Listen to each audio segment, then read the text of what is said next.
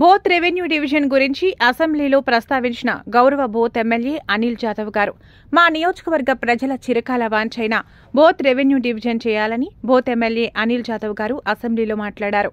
ఆదిలాబాద్ వెళ్లాలంటే 100 కిలోమీటర్లు వెళ్లాలని, విస్తీర్ణంలో చాలా పెద్దగా ఉందని, దాన్ని దృష్టిలో పెట్టుకోవాలని, ముఖ్యమంత్రి గారు మరియు సీతక్క గారు ఇచ్చిన హామీని నెరవేర్చాలని, ఖచ్చితంగా బోత్ను రెవెన్యూ డివిజన్గా చేయాలని కోరారు.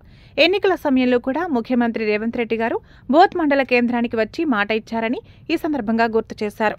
మాది మారుమూల ప్రాంతమైన గిరిజన ప్రాంతమని, రోడ్డు సౌకర్యాలు, బస్సు సౌకర్యాలు తక్కువగా ఉంటాయని తెలిపి రేవంత్ రెడ్డి గారిని, రెవెన్యూ మంత్రి గారిని రెవెన్యూ డివిజన్ చేయాలని కోరిన గౌరవ బోత్ ఎమ్మెల్యే అనిల్ జాదవ్ గారు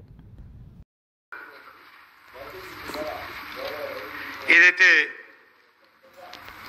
బోత్ రెవెన్యూ డివిజన్ చేయాలని చెప్పేసి చాలా రోజుల నుంచి మా నియోజకవర్గ ప్రజల చిరకాల స్వప్నం అధ్యక్ష, దాదాపుగా విస్తీర్ణంలో 130 కిలోమీటర్లు ఉంటుంది నా అధ్యక్ష. నా నియోజకవర్గం విస్తీర్ణంలో 130 కిలోమీటర్లు ఉంటుంది కాబట్టి రెవెన్యూ డివిజన్ బోత్కు చేస్తే బాగుంటుందని చెప్పేసి ఆదిలాబాద్కి వెళ్ళాలన్నా 100 కిలోమీటర్ వెళ్ళాలి, పోలీస్ డివిజన్ ఆఫీసు వెళ్ళాలన్నా ఉట్నూరుకు 80 కిలోమీటర్ వెళ్ళాలి.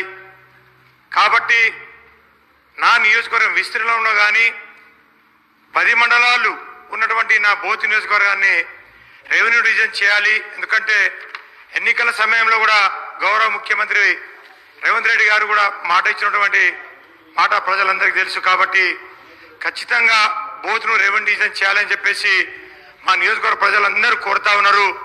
మా ఇన్ఛార్జ్ మంత్రి అయినటువంటి సీతక్క గారు కూడా మొన్ననే మా నియోజకవర్గ ప్రజలందరం కోరినాం కాబట్టి వారు కూడా మాట ఇచ్చారు.